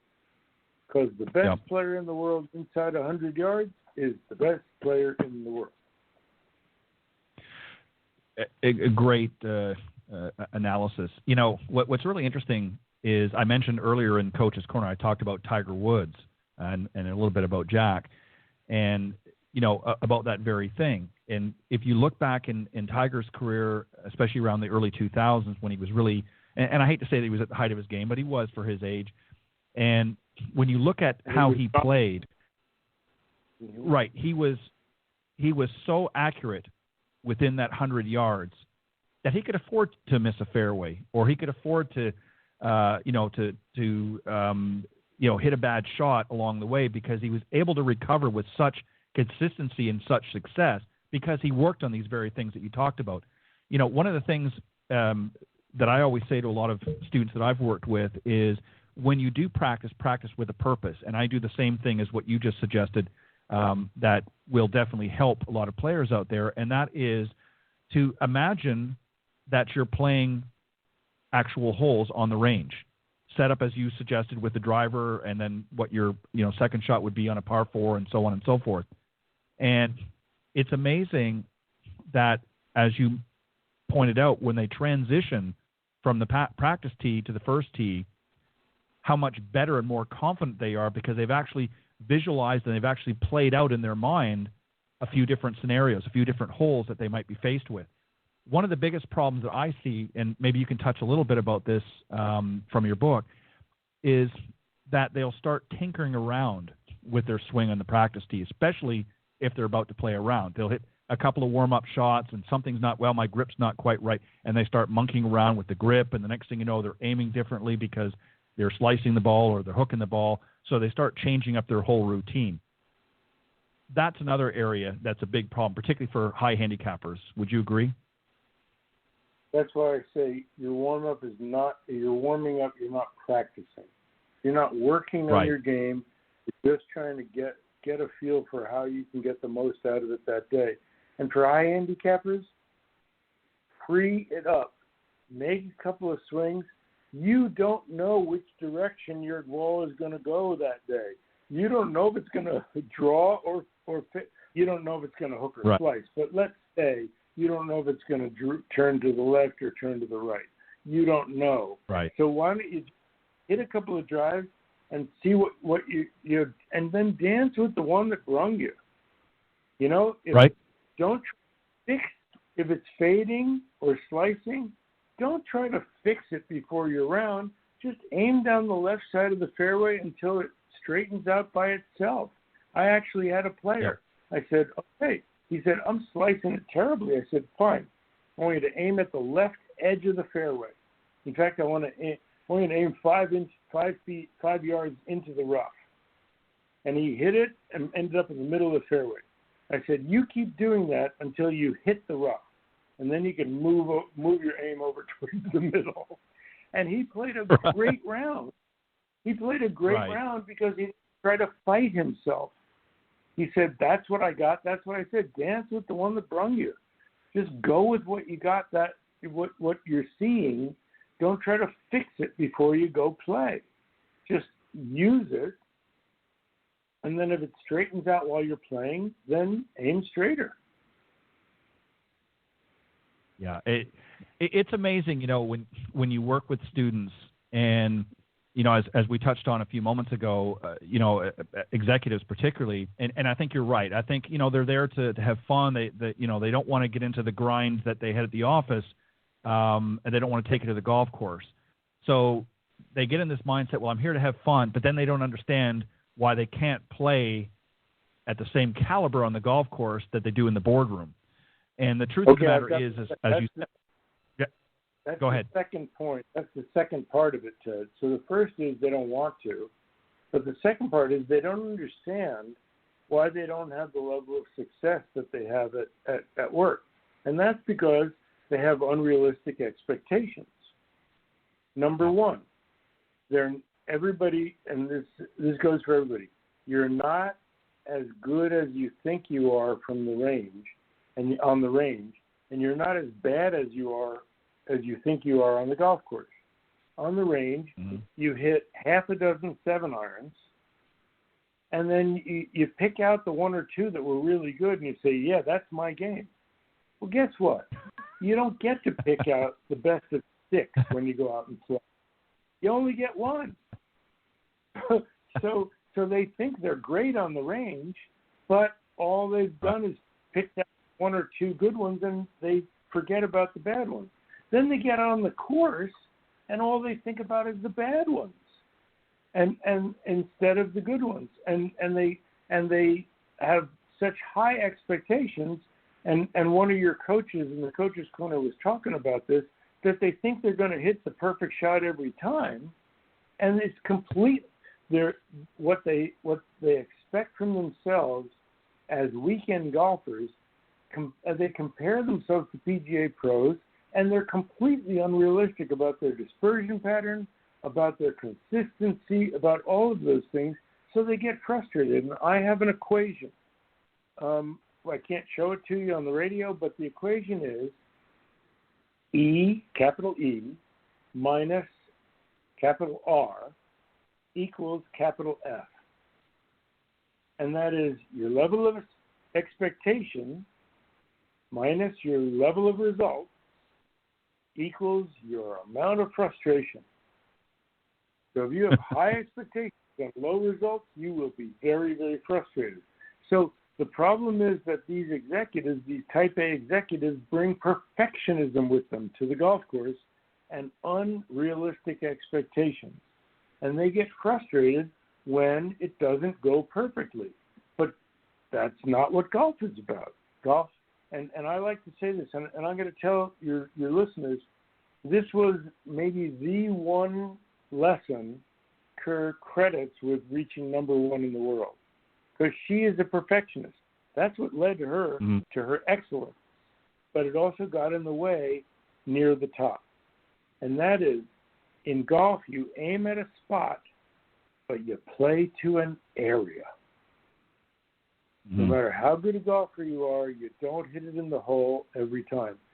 Iron Byron is the robot, the nickname of the robot they use to test balls. The robot has a dispersion pattern. You screw in a 5-iron and tee up a dozen brand new balls, and they don't all land in the same pitch mark. It has a dispersion pattern, so I think you don't. So it's the perfectionism that gets in the way. You need to give yourself room to play and allowance for a range of results, and then you're going to have a much better time. Yeah, it's so funny when you look at it from this perspective, because again, you want to be able to do what you can to help the folks to become better golfers, and they just don't understand. One of the things that I did for the early part of my instruction with a student is when we would go for a practice session on the range, I would one of the areas that I used to go, not all of them have this, but some of them that do have multi-level teeing areas on the range. So, you have a higher level and then it goes down to the next lower level. And of course they move that around depending on the day. And what I would often do, as long as it wasn't going to interfere with somebody else, is I would go to a practice session with my students and I would have them set all of their balls up, or I would actually do it on the downslope. And I said, I want you to hit all your practice shots downslope. And the first obvious response would be, well, I can't do that. I can't. There's no way I can be able. I would ask them to, hit a 5-iron to that flag or what have you, and they said, well, there's no way I can do that. It's it's on a severe downslope. And I said, but that's the type of shots you're going to be faced with out on the golf course. You're not going to be faced with a perfect lot. Ted, and it's amazing. I appreciate. Go ahead. No, please go ahead. So that's something that that's another reason you're not as good as you think you are on the range. They're perfect lies every time. In fact, you move your ball around to give yourself a perfect lie. Now, I've got a great example. And I had an LPGA player I was working with, and she was hitting her 8-irons to the 150, and she was within 20 feet each side of the hole, and just striping them, boom, boom, boom, boom. I said, that's great. Now let's go over here. And we went to the side of the range where the grass was 2 inches deep, and it was 6 inches below feet. Well, guess what her dispersion pattern for that same club was to that same flag? It was about 20 yards in each direction. Right.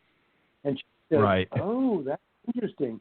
And I said, yeah, and you're making great swings, but it's more awkward, and you're going to have that.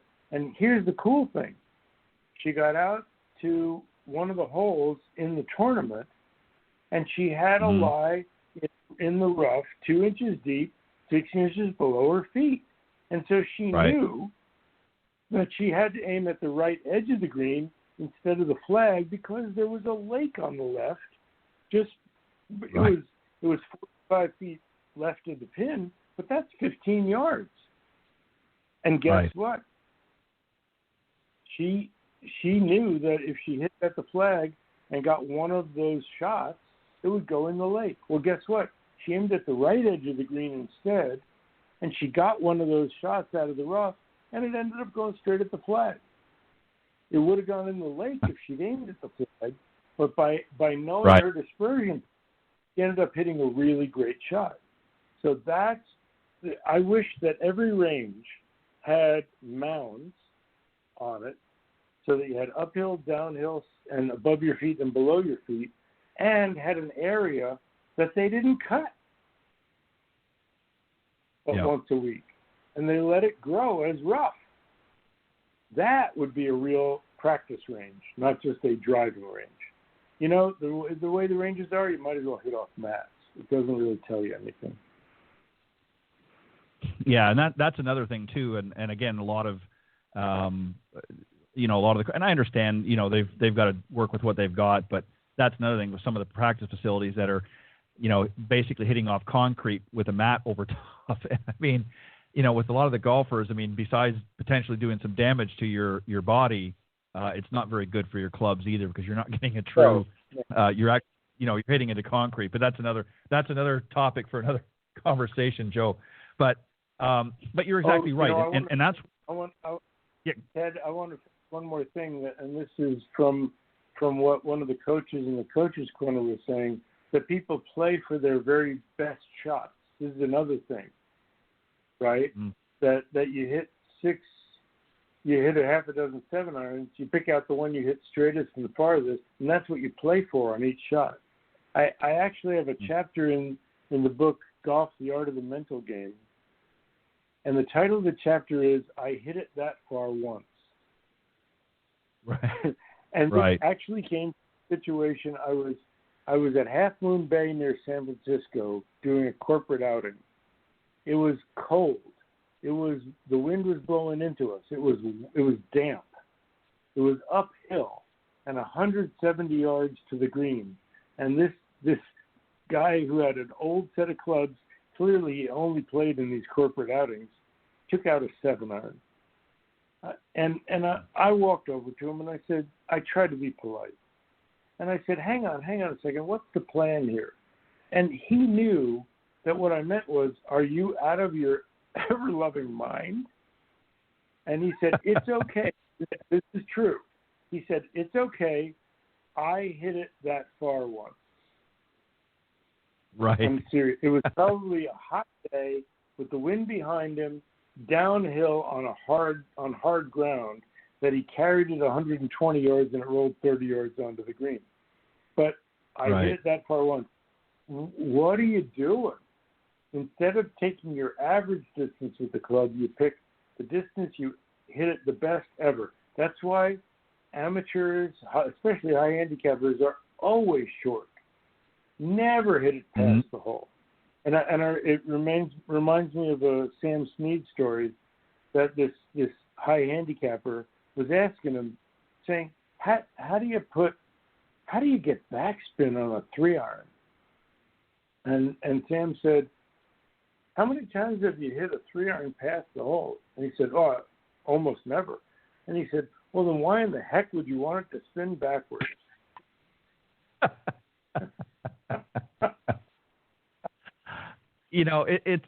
It really is amazing, and I have to apologize to the listeners for those out there that fall into this trap, because I don't want them to think that we're making fun. But the truth of the matter is, we want you to become better golfers.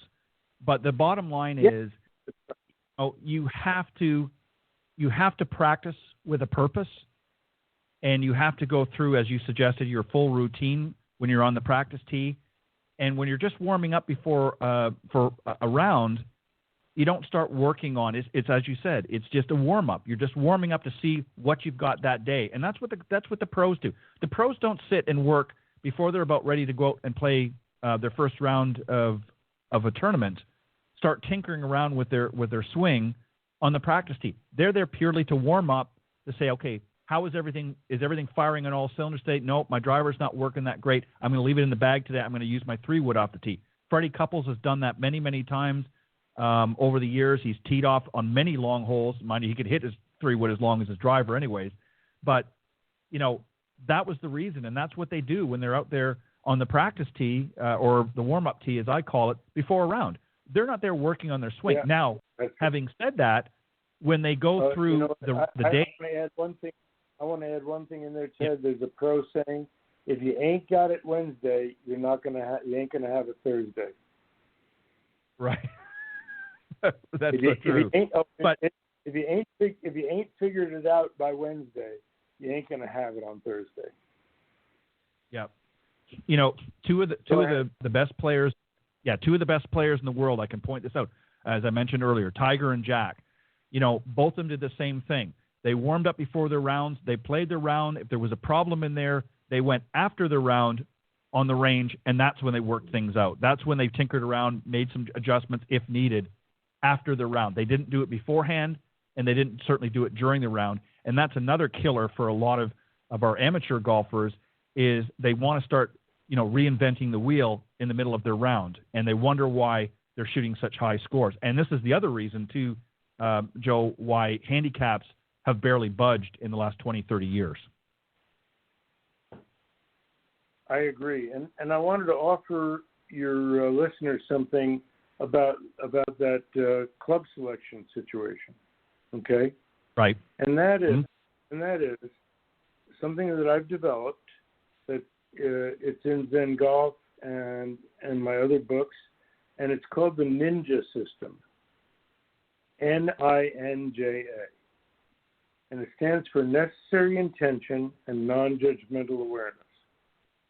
So the non-judgmental awareness part is noticing what you're doing without beating yourself up about it, not judging yourself. Just noticing and keeping track. Necessary intention is, to change a habit, you gotta wanna change it. We have a psychologist joke. How many psychologists does it take to change a light bulb? Only one, but the light bulb has to want to change. so it's true. You have to want to change. Now, let's say you want to do better at reaching the green. Okay? Here's all you have to do is put on your scorecard reaching the green. Okay? And if reaching the green isn't enough, but reaching the pin. Reaching the hole, not leaving it short of the hole. Just put that on your scorecard, not leaving it short. And only measure your approach shots, full swing approach shots. And each full swing approach shot, you either put S for short or a check mark for I reached it. Don't worry about long at this point. Just a check mark for okay and an S for short. And you count up your S's. And your intention is as few as possible. And it will subconsciously, that's why it's ninja. Ninja is a stealth warrior, right? A hidden warrior. That's what a ninja is. But what this does is it subconsciously helps you change your choices so that you don't have to write an S down again. And you will see that change, and you will see your proportion, because I did the same thing. And I the first time I tested, I didn't realize it. I checked. I said, oh, my God. I was short on every approach shot but 2 for a whole round of golf. I went, oh, my God. I didn't realize it. And I just wrote it down. I didn't beat myself up. The next time, 4, all but 4. The next time, I was half and half. I was 50-50. And then I started being even with the pin or longer on more than half of my approach shots. And that's how I changed my club selection without having to talk myself into it, because it doesn't really work. You say, I know I should take more club here, and then you have it, and then you're afraid of going over the green, and you decel and don't make a committed swing. So don't do it that way. Do it this way with the Ninja approach, the Ninja system. I actually trademarked it, the Ninja system, and you can change your habits painlessly. Just write down your intention, and then mark each time you do it or don't do it, and that will change your habits. Yeah, that's a great point. It's amazing how many golfers fall into that category where they are hitting it short. I mean, time and time again, how many as you pointed out earlier as well, that they think that because they hit a couple of shots with their 7 irons on the practice tee, 150 yards, but the rest of them are all over the place. They've said, well, that's what I'm going to take to the golf course, is that 150-yard shot with my 7 iron, and it's just not going to happen. I want to in the last few moments that we've got, and I don't want you to give it all away, because obviously. Are we done already? Oh my gosh, it goes so fast with you. I know. Not. We got a few more minutes, but not a lot. So I want to give you just a couple of minutes, because I mentioned it a couple times, and we haven't gotten to it yet because we got into some other interesting conversation. But I don't want you to give it all away, because I want people to read your article that's coming up in the upcoming Golf Tips magazine. But talk a little bit about the importance of breathing. This is something that a lot of people, we take it for granted, is breathing, and how much it affects golf. Well, we take breathing for granted because we do it without having to think about it. If you had to think about it, you'd be in a lot of trouble, because if you got distracted, you'd die. So it's something that happens by itself and happens naturally. But there have been studies, and there's a really interesting book that's come out called Breath. I think that's the name of it. And the guy really did his homework on it. And one of the things that's interesting to realize is that the in-breath triggers an activating response in our body, and the out-breath triggers a relaxing response in our body. So you want your out-breath to be slower and more pronounced than your in-breath. Breathe in, and then slowly breathe out. And as you breathe out, feel yourself move down and out of your head, into your body, and if you can, all the way into the ground. Because if you think about it, if you're swimming in a pool and somebody says, oh, I dropped a quarter and it went to the bottom, can you get it for me? What do you do to go to the bottom of the pool? You don't breathe in. You let the breath out and you sink down. So in the same way, before you walk into your golf shot, let the breath out and feel yourself sink down into the ground. Because in a golf swing, your power comes from the ground up, not the top down. Right. So that's what everybody can do. Take a breath, stop and slow down, and let the breath all the way out, then walk forward. It's a rhythmic thing. Let it all the way out, leave it out for a beat, and then walk forward and let it come in naturally. And you'll find that's something that's very helpful. Sometimes, especially on tee shots, and long shots like with a hybrid or a fairway wood, I'll breathe out and let that be my trigger for taking the club back. When the breath is almost all the way out, only then do I let the club come back. And it's a natural flow, out, down, and back. So those are two quick tips. And that's something that, we talked about crossing over to any other sport. Boxers work with their breathing a lot. Every athlete should be working with their breathing. Actors and singers, oh my gosh, they're all working with their breathing and how they project. And then in business, people lose track of it. They get so in their head because you're not really in your body. You need to stop every now and again and just do some breathing and get into your body and not be so in your head all the time. because it's tremendously stressful. Under stress, our energy moves up in our body and faster until you get in your head and you make bad decisions. So I have the business people that I work with, when I do executive coaching, I want you to take, when the phone rings, you don't answer on the first ring. You take a full breath in and slowly let it all the way out, and only then do you pick up the phone. If you get a text, do not jump. Let the text be a signal for you to breathe. Then you actually do a reverse kind of meditation, that the text, instead of a signal to jump, it says, oh, I heard my text. That's a signal to take 3 breaths and then answer the text. All of those signals that we get through the day, I do microwave breathing. I put my food in for 30 seconds, I step back, and I do 30 seconds of breathing meditation. And then when the food's ready, I'm ready. So these are all techniques that you can use.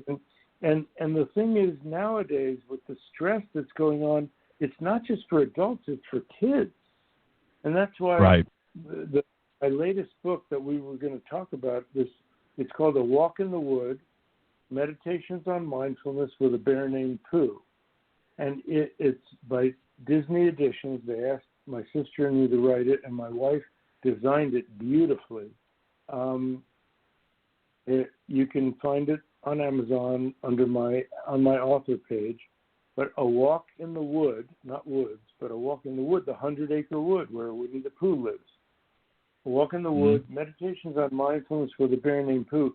It's for whole families because I have adult sections in there teaching you how to use breathing and mindfulness and share it with your kids so the whole family doesn't have to get so stressed out. And when you do, you have a tool to work with so the kids can learn family values of patience and kindness and gratitude, as well as mindfulness. And there's a lot of chapters on self-esteem and feeling better about yourself, which kids really need, and we all need it in these stressful times when we're essentially quarantined with each other. So I wanted to share that with people. Nicholas Children's Hospital has 300 books that they're giving out to all the families. And Barbara Nicholas is a huge, huge fan of this book and absolutely loves it. So it's my crossover from the golf world into the family world, and Jack and Barbara are the first family of golf. And they've done so much for children and so much for children's health, and that's why I wanted to share this with them. And it's an honor to be part of the Nicholas Children's Health Foundation in offering these books to kids and their families. A Walk in the Wood, Meditations on Mindfulness with a Bear Named Pooh. My pride and joy, as you can tell. What a great sediment to be able to help such a worthy organization, and working with a great couple like the Nicholases. You're exactly right. They've done so much. You know, Jack has received really some wonderful accolades over the years for his golfing, but he's actually given back throughout the communities more than he could ever have received in his golfing career. They're just a wonderful couple and have done so much for not only the game. Much of that credit goes to Barbara. Exactly. I couldn't agree more. Well, Joe, once again, we're out of time. We're at the cusp, as they say, of the ending of the show. And I'm going to have you come back on because there's just so many things that we could talk about. So I'm going to have you back on before the season ends. But I know you've got so many other things. But once again, let me just thank you for your article. I'm excited for the readers to get their hot little hands on the next issue, which will be coming out in a little bit, and I'll announce that in the upcoming shows. I don't have the date in front of me when it actually will hit newsstands, but I believe it's going to be in September at some point when it'll actually hit newsstands. But I'll let the folks know. But thank you for that article, and much continued success. And if the folks want to reach out and get in touch with you, if they want to work with you or just communicate it in some way, what's the best way they can do that, Joe? For golf, and business and all other forms of coaching, drjoeparent.com. But there's no periods in the middle, just drjoeparent.com. And of course, I always have zengolf.com and my Zen Golf app. So there's plenty of opportunities. And if you want to delve into mindfulness, go to the website, but also I have a YouTube channel, and I have golf and business. Dr. Joe Parent is the YouTube channel, and I have golf and business and mindfulness instruction that you can really take advantage of. So the website and the YouTube channel are the places to go. Perfect. Well, Joe, thank you very much once again. It's, as you said, it was a fast hour, wasn't it? It went by quick. It's like we're just hanging out and talking over a beer, so I really enjoy it. That's right. Well, thank you very much, and as I said, I'll would love to have you come back and join me again on a future show, and we'll set that up at some point. But thank you very much for giving of your time, and thank you for all that you've done to not only give to this great game, but also to other areas as well. Some very good words of wisdom that you've expelled here this evening on the show, and I thank you very much for your time. And have a great weekend, and I will see you next time here on Golf Talk Live. Always a pleasure. Thank you, Ted. You're welcome. All right, good night. All right, that was my very special guest, Dr. Joe Parent, author of Zen Golf and so many other things, and also his book, as he mentioned, that is helping the Nicholas Children's Hospital, A Walk in the Wood, Meditations on Mindfulness with a Bear Named Pooh.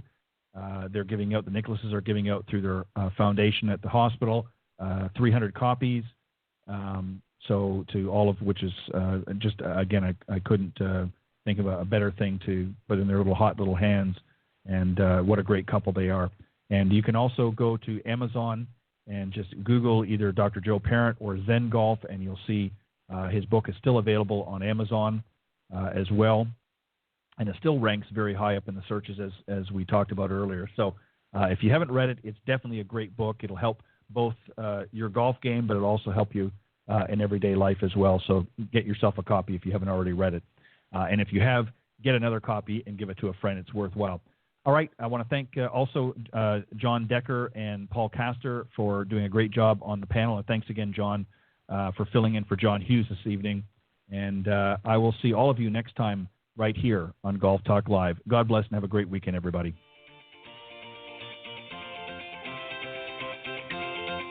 Thanks for listening to this evening's broadcast of Golf Talk Live. Remember to tune in each week at blogtalkradio.com/Golf Talk Live.